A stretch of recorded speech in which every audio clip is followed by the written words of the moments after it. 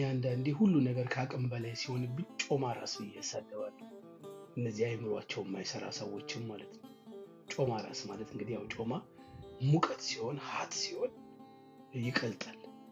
በጣም ብርድ ቅዝቃዜ ሲሆን ደግሞ ይደርቃል እና ሩም ቴምፕሬቸር ላይ መቆየት አይችልም፣ ይሸታል። እንደዚህ አይነት ጭንቅላት ያላችሁ ሰዎች አሉ። ካለፈው ስህተታችሁ የማትማሩ ከዚህ በፊትም ያንን ሁሉ ዋጋ ያስከፈላችሁ የሶሻል ሚዲያ ሆይ ሆይ ሆይ ሆይ ሆይ ነው። አሁን ደግሞ ምን አይነት ፕራይስ እንደሚያስከፍላችሁ ዋች። ማስተዋል በጣም ያንሳችኋል። አግሬሲቭ ናችሁ በጣም። ኢትዮጵያ ምንም ህግ እንደሌላት ምንም አንቀጽ እንደሌላት አድርጋችሁ የምትቆጥሩ በጣም ብዙ ሰዎች አላችሁ። አንቀጽ 555ን ተመልከቱ፣ ምን እንደሚል አንብቡ። አንቀጽ 956 ህዝባር 2008ንም እዩ ተመልከቱ። ስለ ሶሻል ሚዲያ በደንብ እዛ ላይ ያለላችሁ። እንዴ ለምንድን ነው ሰው ማታማከሩት?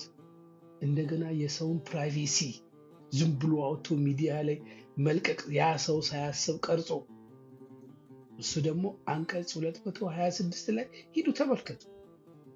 3 ወንጀል ደሴም ታይም ሰው ይሰራል። ኤክስፕሌን ተደርጎ ማስረጃ አቅርቦ ማለፍ የሚቻልን ወንጀል ለመሸፈን ሌላ ትልቅ ወንጀል። አንዳንድ ዝም ብላችሁ የምትሳደቡ ሰዎች አላችሁ። እናንተ ዩዝለስ ናችሁ። ልንገራችሁ፣ መጀመሪያ ወንድ መሆን አለባችሁ፣ ሰው መሆን አለባችሁ። እንደዚህ እውነት ካላችሁ መውጣት መቻል አለባችሁ። አትሊስት ነው ፕሮፋይል ፒክቸር ሊኖራችሁ ያስፈልጋል። እንደ ሰው ለማውራት መተህ በዩዘር ኔም ብትሳደብ እንደ ሰው የሚቆጥረህ ያለ ይመስላል?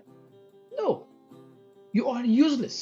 አንዳንድ ደግሞ ወደ ፖለቲካ ለማምጣት የምትፈልጉ አጀንዳ ለማስቀየር ትላላችሁ። የምን አጀንዳ? አጀንዳ ኖሯችሁ ያውቃል እንዴ? የሚቀየር አጀንዳ አለ እንዴ? ሰው ሲደፈርና ልክ የሆነ ጥቃት ሲደርስባትና የሆነ ህዝብ ሲል አጀንዳ ለማስቀየር ብላችሁ ትመጣላችሁ። ምን አጀንዳ አላችሁ?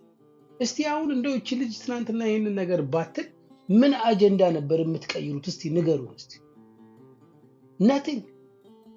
ደፋር ከመሆናችሁ የተነሳ እኮ የቀነኔ ጊዜም እኮ ያኔ አጀንዳ ለማስቀየር ብላችኋል።